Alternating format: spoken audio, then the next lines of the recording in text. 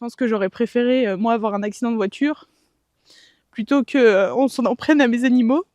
Si, la poney d'Émilie Contré a été abattue d'une balle de gros calibre en pleine tête dimanche 16 novembre à Viriat, dans l'Ain. Dans la nuit, quelqu'un est venu lui découper l'oreille pour retirer la balle. Ce week-end, la ponette était encore vivante au dimanche matin. Moi, je suis partie en déplacement et hier, sur les coups de 14h, il y a l'agriculteur qui est propriétaire des prés qui m'appelle pour me dire qu'il y a un poney mort qui est dans le pré.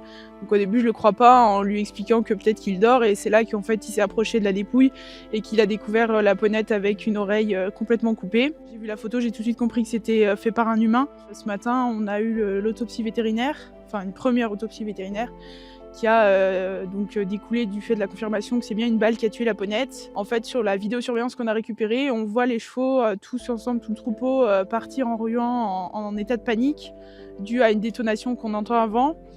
Et en fait, sur le chemin, donc on la voit rentrer dans le cadre de la caméra et ensuite on voit la ponette tomber au sol. On voit quelqu'un revenir avec des phares et c'est là qu'à ce moment-là que la personne en fait est venue dépouiller le corps de la balle et de l'oreille. Parce que j'aurais préféré, moi, avoir un accident de voiture plutôt qu'on s'en prenne à mes animaux.